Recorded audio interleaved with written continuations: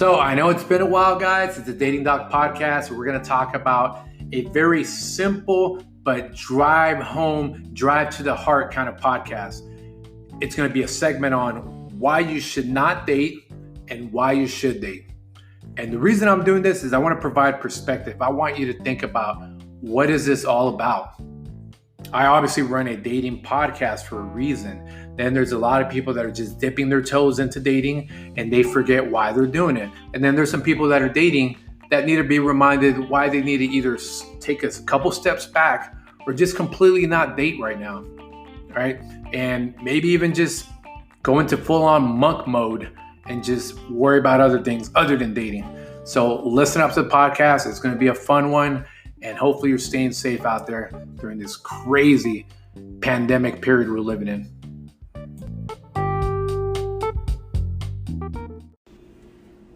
Hey, how's it going? If you've ever thought about making your own podcast and you kind of get into that analysis paralysis, you don't know how to start, check out Anchor. I'm telling you right now, Anchor is at the edge of technology. It's the easiest way for you to get your podcast going. I mean, all you have to do is you start it up on your phone. You don't need any kind of crazy setup and advanced microphones or whatnot. You can do it off your phone or computer.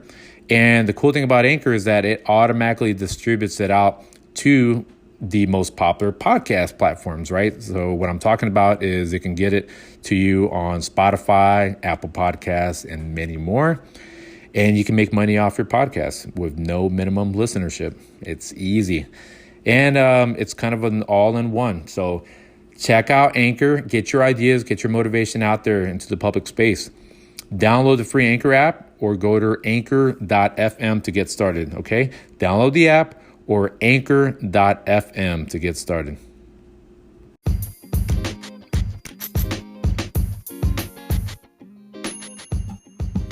So it's been about a month since I've done a podcast for several reasons. As many of you are going through this right now, you're going through a lot of transition, both mental, physical, okay, psychological, and which I already mentioned with mental, right? And even spiritual. You're going through a lot of challenges, a lot of adjustments, and a lot of that was me having to prioritize the transition. In case you don't know, I am a military officer, so I have to telework. I have two laptops open. I have one that's a dedicated line, VPN line to Army emails. And that's all I have that laptop open for. Then I have my personal laptop, which I conduct a lot of the business development, work with my clients, and every now and then check out some memes. So how have I adjusted during this time? First off, it took me a while, but I was what you call sad eating, right? I was eating because I was sad at the fact that I can't go out. Bought a lot more groceries than normal. That makes sense because you're staying at the house. And I was working out a little bit less than I had to because I was frankly a little bit bored, and it took me mentally out of the rhythm of working out. And this goes back to that storming, norming, performing, which is a term used normally in business, where if you're working with a new team, at first you're kind of storming, you're trying to figure yourself out. Then there's a norming where you're at a steady state, you're getting to where you need to, and then you're performing, you're excelling, you're in a rhythm, and you're just off to the races. So I would say right now I'm in between the norming and performing stage of this shelter in place down in Texas. And so I'm going to focus a lot on my goals. And I don't mean like, hey, I need to drop 10 pounds. I mean goals like, let's deal with some shit. Let's deal with how is it that I can communicate better as a person? That's one question I could pose to myself. What are the trigger points that makes me lose focus, lose concentration on what I need to do? And realistically, I need to relax my brain and that the productivity levels. How can I do it in the most healthy way? So it's not about this mentality of, oh man, I'm going to get on my grind all the time. I understand that I have to also allow myself to rest and relax, but in a healthy way. I can't just be stuck watching Netflix all day. There has to be a threshold point where I need to get back to work. I can't work out all day because I'm going to be all sore and probably a lot more tired, and that's going to take me away from some of my professional goals. Now, does that mean that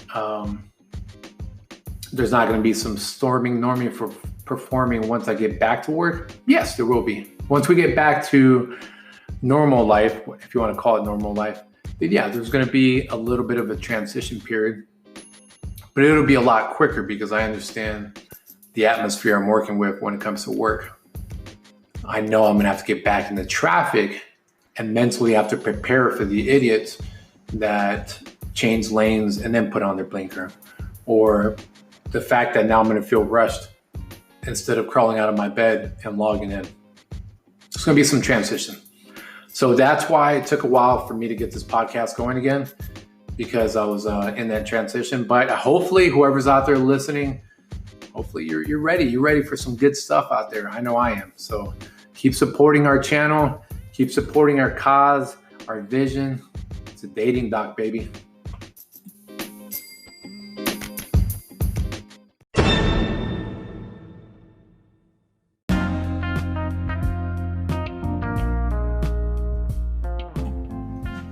So why should people not date, right? As you know, obviously I run a dating podcast, website, provide date coaching experience for my clients, matchmaking, have a history in this industry for about a decade now. Yet, there's a lot of people that follow me and they don't want to date, yet they follow a dating services, podcast, social media, and website. So why is it that people don't want to date? Well, I've boiled it down to several reasons. And again, keep in mind, this is a time to reflect. If you're listening to this during March, April timeframe of 2020, this is a perfect time for you to work on yourself and to reflect on why you do the things that you do.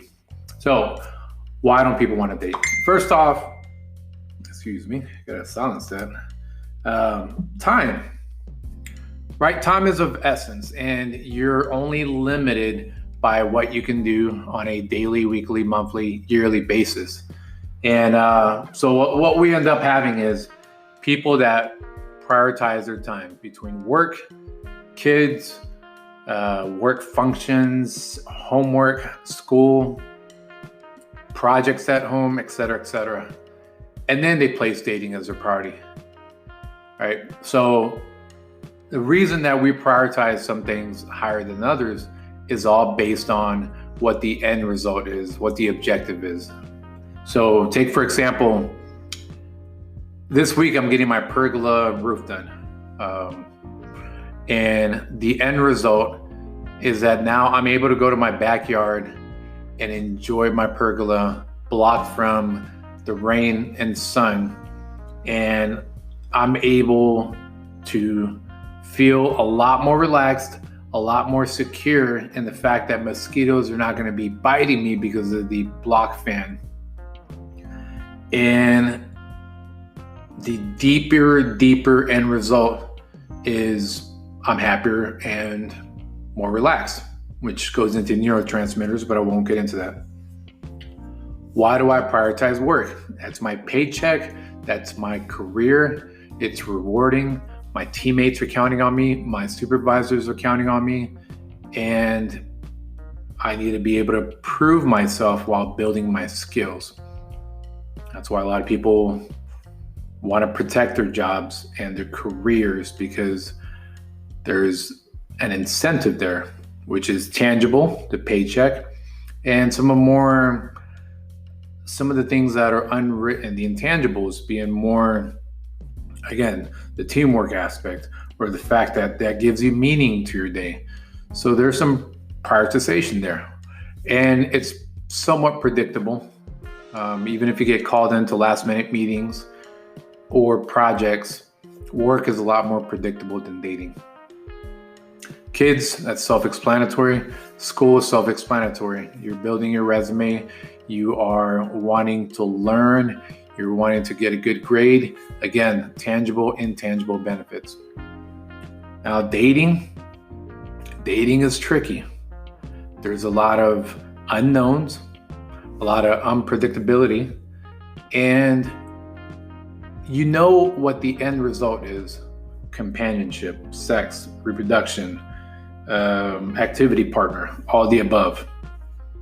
We often forget what the end state is, what the result, what we want out of it, because we are too focused on the unknown and the unpredictable.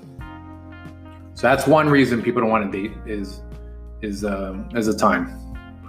The money part.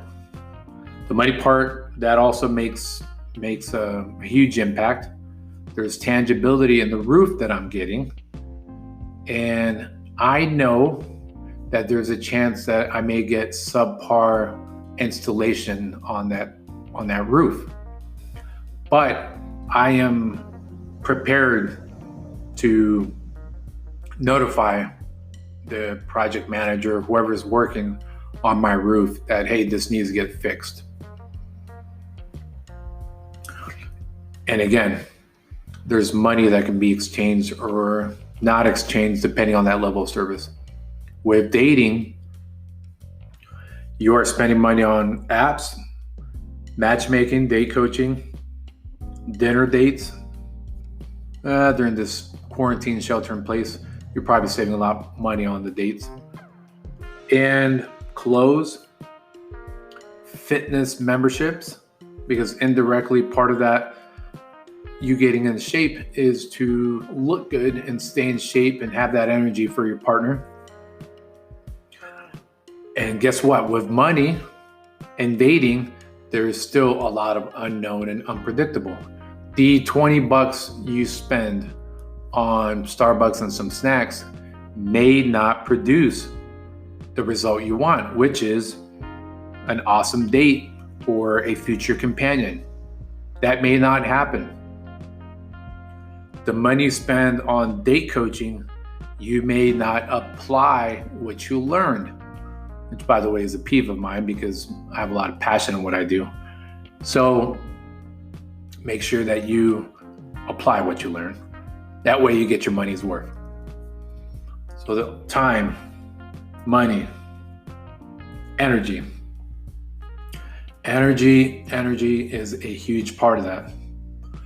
You are carrying a lot of baggage, not only from previous relationships, but also from just your day-to-day, which includes work, staring at your phone, Netflix, kids, friends that you have to call. You use up all that energy, and all of a sudden you have to have some energy, extra energy for dating. So these are some reasons why people don't want to date. These are factors why people want a companion, people want sex, people want to get married, people want to be in a relationship, but they don't want to date. So listen to the other segment, which is going to be a reminder of why you should date, and make your own decision. Weigh the pros and cons and tell yourself, okay, I really don't want to date and I need to refocus my time, energy, and money. Or, yes, dating is a ways to an end.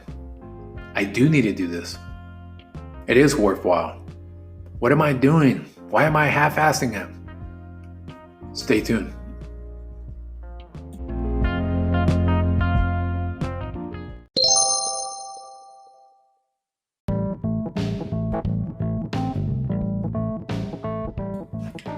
So my last segment, I provided some perspectives on why people don't date. All right, now let's look at why we should date. First off, the important thing is that we are connective creatures. We are relationship-minded creatures. And I say this beyond the world of dating and romance and relationships. Relationships, being connected, is something that transcends first dates. We're talking, for example, business. Business mergers happen because two people decided to start dialogue, to start some sort of working connection. And that required a little bit of communication, rapport building, and trust, eventually getting to trust. And again, you can look at this as the courting process in business. It sounds like a good blog title.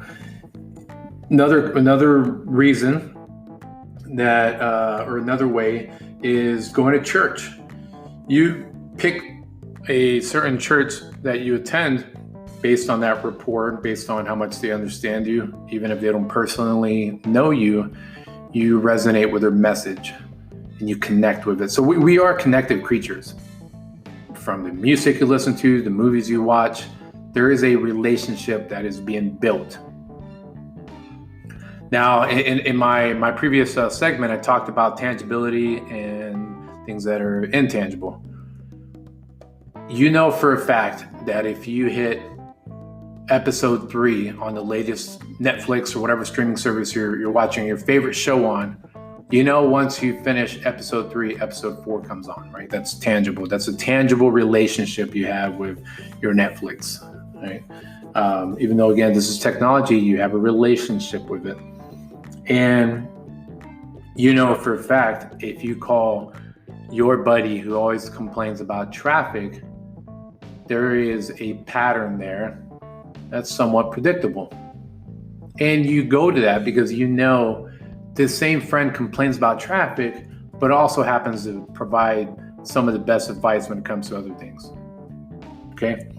So first off, I want you to keep that in mind, is that we are connective creatures. So you shouldn't adopt the mentality of, I don't need anyone. I don't need to have a relationship with anyone, because you need to have the mentality of relationships regardless. If you're introverted, if you like being alone, you still have to have a relationship. If not, you become diagnosed as a sociopath. Or even worse, a psychopath. If you're so separated from a reality that you don't see the importance of connecting with another human, let alone technology, but another human, regardless if it's dating or not, then you got some issues that you need to be diagnosed. So why you should date? Here's some advantages. This is why I personally like to date. I like to date because of the variety of beliefs and perspectives I get to learn from someone. I enjoy the bond that I'm building with someone, that I can go from a first date conversation to all of a sudden we are running together, to all of a sudden, hey, we're possibly having sex together, and we're at the point where we're going to watch an opera together, or we're watching a show that neither of us agreed to watch, but we decided to start watching it and it became our favorite show. I like to date because of the inner dialogue I create in my own head about wondering if that person likes me or not. I like to date because of the inside jokes and inside language that I eventually get to with that special woman. I enjoy dating because I learn about myself. So those are some reasons. Now, being a dating coach, everyone always asks me, hey, I'm not ready to get married, but I enjoy dating. That's fine. I'm ready to get married, but I don't enjoy dating. I got that. I understand. Keep in mind, unless you're part of a culture that believes in arranged marriages, dating is going to have to happen. Dating is the first process. It's just, sorry, but that's just the way it is. Unless you're using CarMax or Carvana, you have to listen to the car salesman before you buy the car. It's part of the deal. Keep in mind though, reproduction, trusting another person's body to your body, takes a little bit of bond building. Bond building requires communication, trust, flirtation, all the components of dating. Before all of that, it requires you putting yourself out there, marketing yourself, whether that's online or offline. People need to know who you are. People need to see why you're different, why you're special, why you are unique to that person you're looking for. That's really what it boils down to, right? Is finding your own version of crazy, someone that understands you and wants to understand you. At the same time, you want to understand them and you want to be a connective creature. If you don't want to connect with anyone, don't waste your time dating. If you do want to connect, then yes, build a motivation for dating and don't forget the end result. I brought that up in my last segment. Do not forget what the end result is. It could be sex, companionship, an intelligent partner in crime, a vacation getaway partner in crime, all of the above, none of the above, one of the above. But keep in mind why you're doing this. That will drive better communication, better messages. You get away from the basic communication that you normally see through text messages and dating apps where you see the same hi, hello, how's your day? You want to stick out. And if you keep in mind the motivation of why you're doing all this, that's why it's worthwhile to keep dating.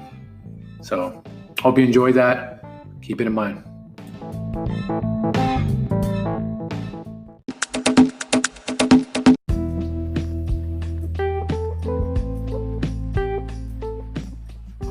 So if you haven't heard, the Dating Doc is doing matchmaking. Matchmaking, how does that work? If you're tired of the swipe culture, lefting, righting, swiping, matching, boring messages, off to the races again, consider matchmaking. The way matchmaking works, it's a curated program. I have humans looking at your information on the database and we're matching people up. So the fact that we're very selective of who we match up and we get to vet that person. So all of a sudden now you got a third person, you got a third party that's able to tell you, hey, this guy, John, is awesome, but he kind of talks a little bit over me when I've spoken to him. Or Amanda is awesome, but she's got a couple of hesitations when it comes to guys that are Christian for some reason or the other.